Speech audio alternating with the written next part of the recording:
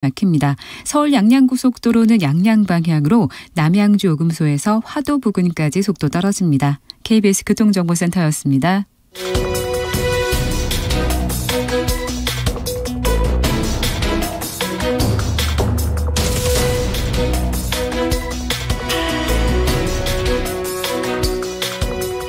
여러분께서는 끝장 토론 각설하고를 듣고 계십니다. 정관용의 시사본부 토요일 2부 끝장토론 각설하고 국민의힘 혁신위원 천하람 변호사, 민주당 대변인 지내신 현근택 변호사 두 분과 함께하고 있고요. 자, 이제 후반부 공통질문입니다. 이번 주에 가장 핫했던 말 한마디, 누구의 입에서 나온 어떤 말? 천하람 변호사. 네, 저는 민주당 주철현 의원이 얘기했죠. 이미 다 치웠다. 압수수색을 거부하는 국면에서 그 입이 다 치웠을 건데 그거 해서 뭐하냐 뭐 이런 취지의 얘기를 했는데 이거 좀 충격적이었어요. 왜냐하면 주철현 의원이 저희 옆 지역의 이제 여수의 국회의원이기도 하고 고위 검사장 출신이거든요. 근데 지금 압수수색을 나온 검사한테 이미 다 치웠다. 이거 사실 증거인멸을 했다라는 얘기인데 도저히 해서 안 되는 얘기고요. 그리고 이게 얼마나 나쁜 얘기냐면은 사실 검찰 입장에서도 그러니까 제가 봤을 때도 제1야당의 당사를 압수수색하는 게 맞나? 이런 생각이 들었어요, 사실. 법원 입장에서도 영장을 너무 쉽게 내주는 거 아닌가? 그러니까 저희 김웅 의원이 그때 의원실 압수수색 당할 때도 아니 사법부와 물론 뭐 법치주의 중요하지만은 그래도 헌법기관이라고 할 수 있는 국회의원 사무실이나 뭐 제1야당의 당사 같은데 압수수색 영장을 너무 쉽게 내주는 거는 좀 문제 아닌가? 저는 그런 문제의식을 갖고 있었는데 그런 역풍이 좀 불 수 있는 국면이었는데 주철현 의원이 걷다 대고 이미 다 치웠을 건데라고 해버리면은 이 민주당의 이 격렬 반대 국면이 되게 우스워지는 거예요. 이게 뭔가 약간 약속 대련하는 건가? 이게 뭐지? 이렇게 되니까 저 같은 사람도 이게 뭐라고 코멘트를 해야 될지 모르겠더라고요. 저는 그래서 이번 주에 민주당에서 나온 최악의 발언이었다. 저는 그렇게 생각합니다. 네. 코멘트 하실 거 없죠? 없습니다. 자, 그러면 현근택 변호사는 누구의 입에서 나온 한마디? 우리 천하람 위원장님도 가셨던 자리인데요. 아마 이번 주 수요일 날이죠. 그러니까 윤석열 대통령이 여러 가지 얘기가 있었습니다만 종북 주사파와 협치는 불가능하다. 협치라는 단어 때문에 이제 문제가 된 거죠. 결국은 협치의 대상은 야당일 수밖에 없는데 결국은 야당을 종북 주사파로 본 거 아니냐. 이제 이렇게 볼 수밖에 없어서 물론 이제 발언의 맥락은 종북 주사파에 대응 제대로 해야 됩니다. 협치가 되겠습니까? 이렇게 다 나온 발언이지만 이 발언에 대해서 근데 윤석열 대통령이 그 다음에 더 한 얘기는 이 불안에 대해 어떻게 생각하냐 이랬더니 주사파인지 아닌지 본인들이 더 잘할 겁니다. 이랬거든요. 한마디로 얘기하면은 내 말은 큰 문제 없고 어쨌든 주사파인지는 당신이 알지 않냐. 그러니까 이게 어찌 보면 이제 검사스러운 말이죠. 죄를 지었으니까 뜬금한 거 아니냐. 네 전에 네가 알지 않느냐 이런 거랑 비슷한 거예요. 그래서 결국은 야당을 종북 주사파 세력이라 보고 있고 다 때려치고 다 척결해야 되는 거 아니냐 이런 시각으로 보고 있는 게 아닌가. 최근에 어쨌든 상황을 보더라도 약간 그런 인식을 드러낸 걸로 봅니다. 민주당을 지칭한 거다. 그렇죠. 민주당이든 아니면 민주당에 있는 인사들을 지칭한 거죠. 정 변호사. 근데 모르겠습니다. 민주당 주류가 종북 주사파라고 생각하는 사람이 누가 있겠습니까? 저는 지금 민주당은 대통령이 그렇게 보고 있다는 거죠.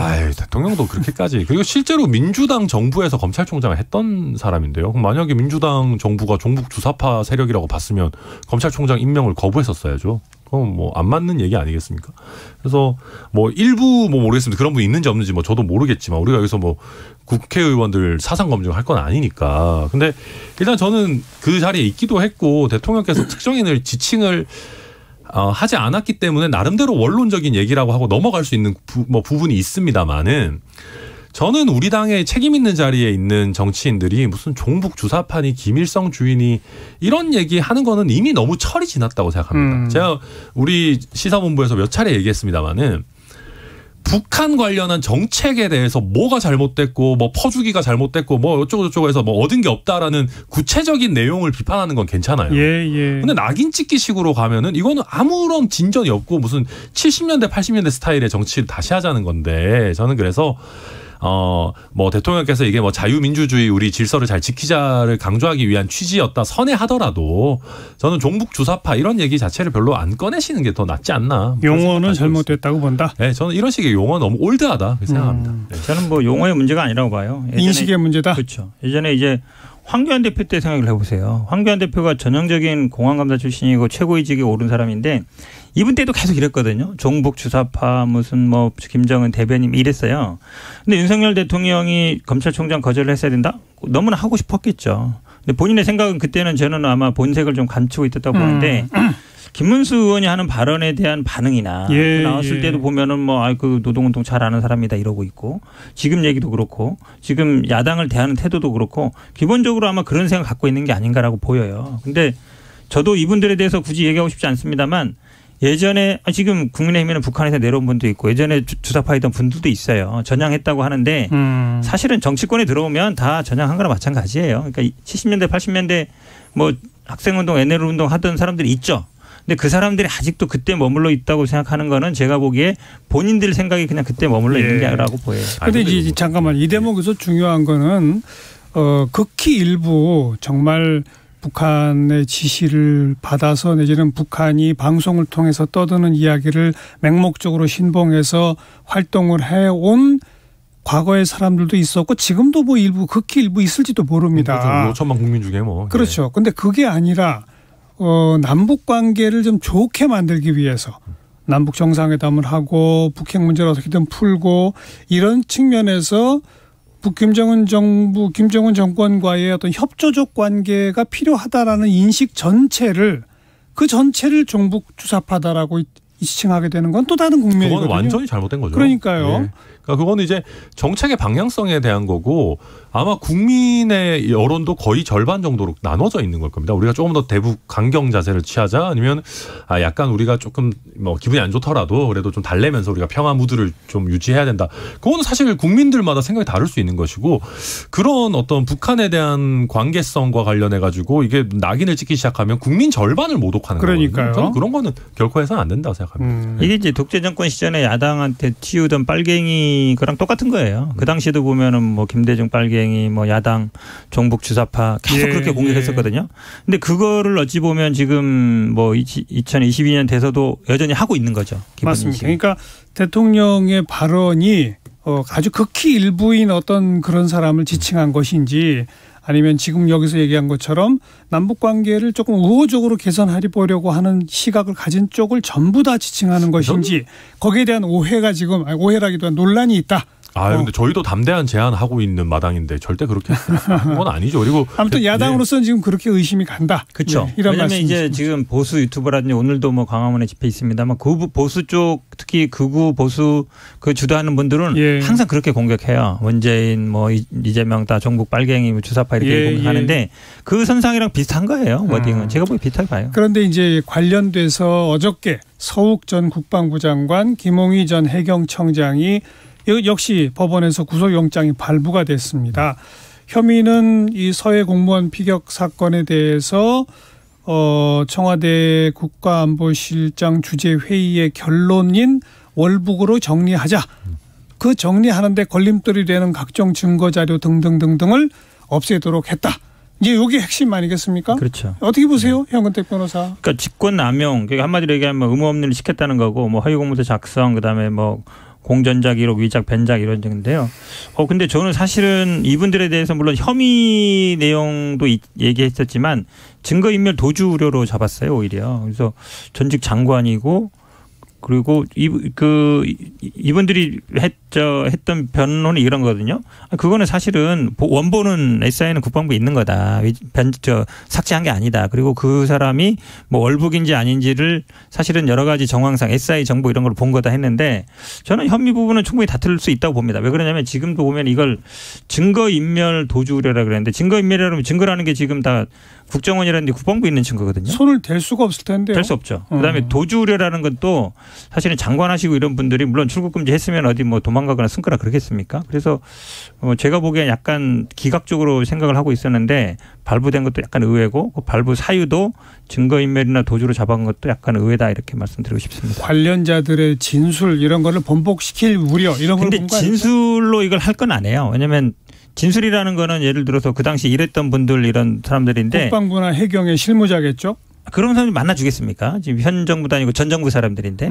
그리고 자료는 다 국방부 해경 뭐 국정원에 다 있는 것이고 그래서 약간 제가 보기에는 예상 외의 결과다라고 보고 있습니다. 근데 그게 이제 진술 증거 인멸 우려는 있긴 있습니다. 왜냐하면은 그러니까 그 실무자들이 만나주겠냐 하지만 그래도 또 모셨던 분인데 연락 오면은 모질게 하기 어려운 부분도 있을 거고 그게 약간 서로 꼬리 자르기 내지는 핑퐁 게임 같은 게 벌어질 수 있거든요. 예를 들면 실무자는 내 판단으로 이거를 위에 올렸다. 뭐 아니면은 뭐 예를 들면 윗사람이 부탁해가지고 그런 식으로 야 너가 좀 스스로 판단해서 이렇게 썼다고 좀 해줘라. 뭐 이런 식으로 하는 게 불가능한 상황이 아니기 때문에 증거인멸 우려를 좀 본 게 아닌가. 그리고 뭐 지금 아직 조사를 안 받고 있는 서훈 당시 실장이라든지 박지원 원장이라든지 이렇게 또 소통할 수도 있는 부분이 있어가지고 그렇게 본 것 같고 저도 제가 대외적으로는 영장 발부 가능성이 높다라고 했지만 저는 내심 조금 불안한 사건이었습니다. 이게 왜냐하면 말씀하신 것처럼 일단 당시에 작성된 보고서라든지 뭐 이런 것들은 다 남아 있고 증거가 장관까지 하셨던 분들을 구속까지 시키겠나? 그리고 만약에 이게 구속영장이 기각되는 경우에는 너무 이게 친문 세력, 친 이재명 세력을 다 너무 이게 수사 선상에 올려서 이거 야당 전체랑 적을 돌리는 거냐 이게 정치적인 이게 후폭풍도 나올 수 있고 이래가지고 저도 꽤 긴장하면서 본 사건인데 이게 구속영장이 나왔다는 말은 결정서에 안 써 있더라도 일단 범죄가 나름대로 중하고 이게 어떤 이런저런 말을 맞춘 우려가 있다라는 걸 인정했기 때문에 저희 진영으로서는 다행히 어느 정도 정당성을 확보하면서 가고 있다 이렇게 보고 검찰이 증거와 관련된 일련의 논리적 구성을 치밀하게 했다라고 보는 거죠? 네, 그런 것 같습니다. 예. 그렇다면 이게 이제 곧바로 방금 언급했던 박지원 전 국정원장, 서훈 전 청와대 국가안보실장 그리고 그 다음은 바로 문재인 대통령이란 말이에요. 그렇죠. 여기까지 갑니까? 저는 박지원, 서훈은 무조건 갈 거라고 보고요. 문재인 대통령은 간단한 문제는 아닐 겁니다. 그리고 그거는 서훈 실장이 어떻게 진술하느냐에 따라서 달려 있기 때문에 대통령께서 원론적인 말씀만 하셨다라고 하면은 대통령 처벌하기는 쉽지 않습니다. 그래서 이거는 결국은 서훈 실장의 입에 달려 있다. 저는 뭐 그렇게 예상합니다. 이게 사실은 수사 받는 사람 입장에서 굉장히 곤란한 게 뭐냐면 모든 자료는 정부 측이 갖고 있어요. 그래서 이제 변호하는 것도 이거잖아요. 원본은 국방부랑 국정원에 다 있다. 우리는 첩보 수준에서 나왔던 정보를 종합하고 종합된 정보만 가진 거다 보았는데 어쨌든 모든 뭐 국방부라든지 국정원에서 모든 갖고 온 정보를 뭐 대통령실은 다 갖고 있는 건 아니거든요. 그래서 원본이 있다는 걸 확인해야 되는데 그 확인이 제가 보기 쉽지 않아요. 그렇죠. 변호를 하지만 그러면 이제 변호인이나 이 피의자들 입장에서 굉장히 곤란합니다. 거기 원본이 있다 그러는데 확인해보자. 제출해라. 제출 안 할 거거든요. 왜냐하면 원본이 있다는 게 제출되는 순간 이게 결국은 삭제돼도 큰 의미가 없다는 게 되기 때문에 그런 면에서 굉장히 어려운 상황인 거 맞는 것 같은데 뭐 어쨌든 말씀하신 것처럼 제가 보기에 뭐 서훈 실장이라든지 박지원 원장에 대해서는 조사는 하겠죠. 근데 문재인 대통령에 대해서 그럼 관여한 게 있느냐. 지금까지 보면 안보회의 주재한 거는 이제 서훈 안보실장 주도를 했다라고 나오는 거거든요. 그래서 문재인 대통령이 회의를 주도했으면 다른 모르겠지만 그건 아니기 때문에 제가 보기엔 뭐 변동 가능성이 있다고 보고 있습니다. 그리고 지금 사실은 저도 여기서 하나 주목해서 봐야 되는 게 앞으로의 이 서해 공무원 비사 사건 수사가 쉽지 않을 거다. 왜냐하면은 자신이 있었으면 서훈 박지원도 같이 영장 쳤었어야 됩니다. 그렇죠. 그러니까 굳이 분리할 이유가 없이. 근데 제가 이제 감사원 자료 같은 거를 좀 구체적으로 보니까 박지원 국정원장 같은 경우는 워낙 또 이게 촉이 좋으셔서 그런지 보고서를 많이 안 쓰신 것 같더라고요. 그러니까 국정원에서 그 회의를 가도 보고서 자체는 최소화하고 아마 말로 이런저런 소통을 많이 한 것 같고 서훈 실장 같은 경우도 회의를 주재하는 입장이었기 때문에 보고서를 써서 들고 오는 사람들이랑 좀 달랐어요. 그러니까 1차적으로 이번에 지금 구속된 사람들도 보면 특징이 1차 보고서를 써오는 사람들, 그러니까 명확한 물증이 남아있는 국방부하고 해경. 그래서 지금 정책적인 판단 내지는 국정원 같은 경우는 특히 비밀 이런 게 강하니까 말로 때울 수 있는 사람들에 대해서는 수사가 과연 그만큼 갔을 거냐 좀 지켜봐야 될 것 같습니다. 이것도 그러니까 아까 이제 대장동 무슨 뭐 특혜 비리 뭐 뇌물 이것이 대선 자금으로 국면이 변화한다 이런 표현을 썼는데 이것과는 전혀 맥락은 다르지만 국면이 변화하는 것만은 맞는 게 국방부가 가지고 있는 뭐 SI 감청 자료라든지 뭐 각종 자료들, 해경이 가지고 있는 무슨 뭐 해류 조사, 뭐 무슨 뭐 선박 조사 뭐 등등등의 그런 자료들, 그런 자료들을 지난 정부 때는 어떤 단위에서 뭐 국가안보 전략회의가 될 수도 있고 어떤 그 회의에서 각종 자료를 종합해서 우리들이 분석해 보니 이건 월북이네라고 판단을 내렸다는 것이고 지금 현 정부는 그 당시의 자료를 종합적으로 분석해 보니 이건 월북몰이네라고 판단했다는 것이고. 그렇죠. 그런 거죠. 결국에 가서는. 그렇죠. 그러니까 지난번에 양쪽 판단, 월북이네라고 할 수 있는 판단의 근거가 있음과 동시에 월북몰이네라고 할 수 있는 판단의 근거도 있다. 이렇게 볼 수 있는 거 아닌가요? 근데 그 자료는 다 현 정부에서 갖고 있다는 거죠. 예. 만약에 그거를 뭐 지금 서우 장관이나 김홍희 해경청장이 갖고 있으면 그 자체로 또 문제가 되죠. 왜냐면 그 당시 자료 문제, 이게 비밀일 수 있는 거니까. 지난번 주에도 말씀드렸는데, 감사원에서는 뭐 중국은 아니지만 뭐 한자로 쓰여 있는 뭐 구명조끼 입고 뭐 붕대 감았다 그러는데, 그럼 왜 또 다시 바다로 들어갔을까? 그 부분 의문을 해결해야 돼요. 그게 해명하지 않으면 지금처럼 월북몰이 했다는 것 자체가 논리가 성립은 어렵습니다. 제가 보기엔 그래요. 근데 이제 그 모든 자료가 북한 군과 이 공무원 사이에 오간 대화의 감청 내용밖에 없는 거 아닙니까? 감청뿐만 아니라 사실은 이제 그 당시 우리끼리 보고한 것도 있겠죠. 그러니까 그거는 이제 북한군과 북한 본부 사이의 대화고 우리 군도 사실은 그 당시에 어선이라든지 이런 데서 대화한 게 있을 거거든요. 왜냐하면 그 감청은 실시간으로 못 들었죠. 당연히. 왜냐하면 나중에 분석한 거니까. 근데 가장 중요한 건 SI 정보가 맞죠. SI 정보가 맞는데 그거를 그러면 뭐 물론 지금 어느 정도 파악할 수 있냐 문제지만 이거를 삭제하고 기록 삭제하고 아니면 그거를 월북이라 단정할 수 없었는데 월북으로 몰아갔다는 거는 제가 보기엔 판단의 문제예요. 정보 판단의 문제라서 이 정보 판단의 문제를 형사처벌한다. 그러면 이제 증거는 똑같거든요. 그때 있던 자료 증거는 똑같은데 판단만 달라지는 거잖아요. 그걸 가지고 지금 처벌하겠다는 건데 그렇게 처벌하면 나중에 만약에 정권이 바뀌거나 막 독재 정권 들어오면 판사들도 예를 들어서 유죄 때리고 무죄 때릴 수 있거든요. 그런 것도 처벌할 수 있는 상황이 되는 수도 있어요. 그러니까 과하게 얘기하는 거죠. 과하게 얘기한 건데 그렇게 똑같은 사실 어떤 증거를 가지고 판단을 달리한 걸 가지고 그거를 형사처벌까지 해야 되느냐. 저는 그거는 좀 너무 나갔다고 봐요. 그러니까 지금 현 변호사님 논리가 감사원 감사할 때까지는 통용될 수가 있어요. 그러니까 아니 이거 판단의 영역 아니냐. 근데 법원에서 구속영장까지 나온다라는 얘기는 이게 그냥 이렇게도 판단할 수 있고 저렇게도 판단할 수 있는 문제가 아니라 허위 공문서 작성의 영역으로 넘어가는 왜곡의 영역이다라고 일단 뭐 아직 뭐 확정은 안 됐습니다만. 그러니까 아무튼 특정 판단을 전제로 그 판단에 방해가 되는 것들을 없애도록 했다 이런 거 아닙니까? 네, 뭐 수사, 조사라든지 뭐 전문가 의견이라든지 이런 걸 왜곡했다라는 단계까지 넘어간 건데 그러다 보니까 지금 민주당에서 전략을 잘 짜서 감사원까지는 많이 흔들렸습니다. 독립성이 국민들께서 보셨을 때도 그래 감사원 조사 결과 뭐 100% 믿을 수 있나 하는데 이게 법원 단계로 넘어가면은 그 주장을 민주당도 강하게 하기가 쉽지 않고. 또 한 가지는 이게 구속이 됐기 때문에 구속 기간이 최대 30일인데 그 안에 기소를 합니다. 기소를 하면은 지금 정부 측에서 가지고 있는 자료들을 증거 자료로 내게 돼 있어요. 내게 돼 있죠. 그러면 그 증거 자료들이 사실은 어떤 식으로든 공개가 되게 되는 거거든요. 그러면 지금까지는 감사원의 말만 있었고 뭐 정부의 발표만 있었는데 국민들이 직접 보고 판단할 수가 있어요. 아 이런 식으로 정말 왜곡했네. 그러니까 그렇게 되면 이거는 또 국면이 완전히 달라질 겁니다. 이게 결국은요. 그러니까 자꾸 뭐 변호인 입장을 얘기해서 그런데 예를 들어서 허위 공문서 작성이라는 건 공문서 중에 내용이 허위가 있다는 거거든요. 그럼 진짜가 뭔지 있어야 돼요. 그렇죠. 그 진짜가 뭔지 있어야 하는데 예를 들어서 진짜라는 거는 A, B, C, D 자료가 있어요. 그중에 C를 선택해서 우리가 판단을 했어요. 근데 B를 진짜라 그래요. 근데 B하고 C만 딱 비교하면 C가 가짜일 수 있어요. 근데 A하고 D도 제시하면 C가 더 적정할 수 있거든요. 근데 A하고 D를 그럼 제시하느냐 문제예요. 이게 사실 이런 사건 할 때는 굉장히 어렵습니다. 왜냐하면 모든 증거를 안 내거든요. 유리한 증거. 배치되는 것만 딱 내요. 그럼 나머지 증거, 정보 판단이라는 거는 저도 뭐 정보장교 생활해봐야 알지만 여러 가지 정보가 있으면 그걸 취합해가지고 그중에 판단을 내리는 거거든요. 그 나머지 첩보들은 어쨌든 정보 가치가 없으면 삭제하는 게 맞습니다. 근데 그럼 그 나머지 정보라든지 첩보들을 다 취득할 수 있느냐. 저는 정부에서는 그렇게 안 할 거라고 봐요. 딱 B라고 했으면 그거에 배치되는 C라고 했으면 배치되는 B만 딱 제시하고 만다. A하고 D까지 낼 수 있느냐. 그게 제가 보기엔 말씀하신 것처럼 법정에서 다툼이 된다면 핵심적인 아마 쟁점이 될 겁니다. 그런데 아무튼 방금 그 천하람 변호사도 언급했습니다만 우리 국민들의 여론이 물론 사법부에 대한 불신도 있으나 사법부가 어떤 판단했느냐를 가지고 좀 따라가시는 분들이 많잖아요. 그런 의미에서 보면 어제가 민주당으로서는 최근 들어서 최악의 하루 아닙니까?